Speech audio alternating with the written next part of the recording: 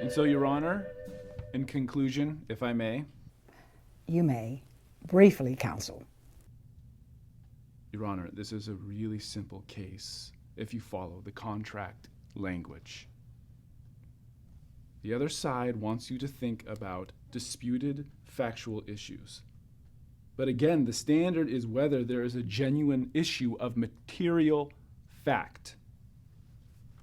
The defendant can't just throw out smoke and mirrors and cloud the issue of what state law requires when parties enter a construction contract.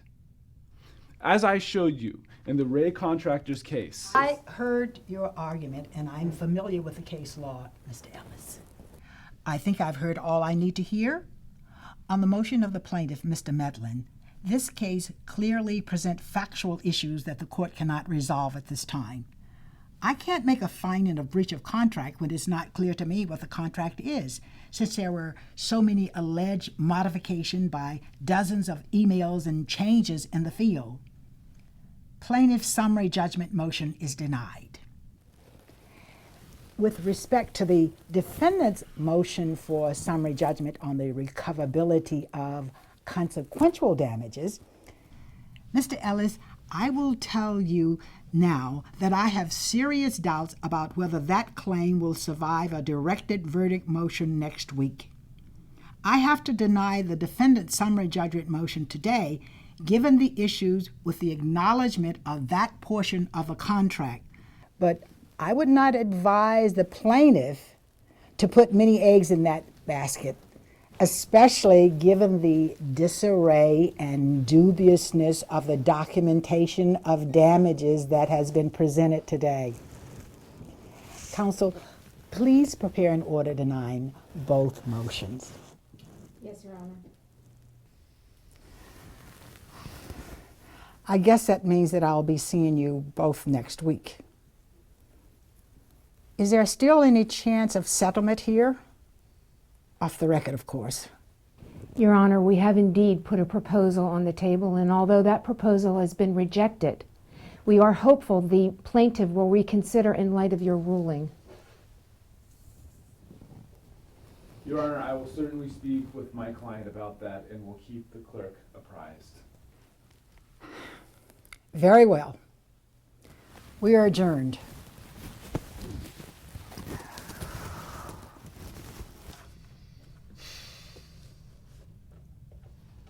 Well, what do you think? About what?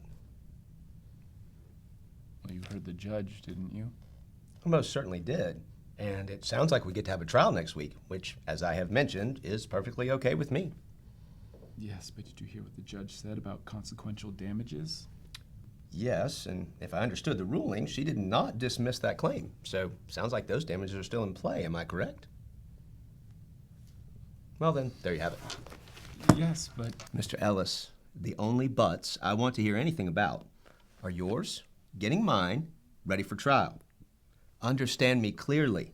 Under no circumstances will I settle this case.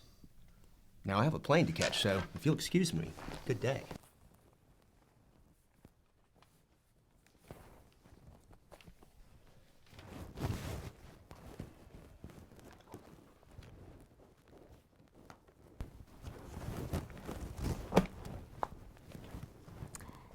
Good effort, Kirk. You had to know that Martindale wasn't going to make that tough call, though, right? Right. About the settlement? I did speak to my client. It's the absolute best he can offer. What's up with your guy? You know it's a good offer. Believe me, I know it. Well, I spoke to my client, and he's willing to leave the case open until 6 o'clock.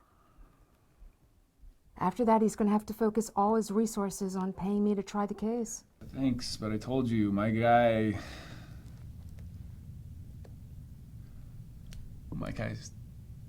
tough, but I could work on him. Hey, do you have an extra copy of that agreement you drafted? Indeed, I do. I even had my client sign it to show you that he's indeed serious and that that's the best offer he has. You have your client sign it, fax it to my office by 6 p.m., and I can wire the funds from my account to yours first thing in the morning. My guy is on a plane somewhere this afternoon, and he might not be able to get to a fax machine, so would signature of counsel do? Works for me. It's certainly enough to allow me to wire the transfer. We can take the case off the calendar and sew it up first thing next week. Okay, I'll get back to you. Thanks. But remember, signed, faxed in my office by 6 p.m. or no deal. There won't be anything else I can do for you. Okay. Okay? Gotcha.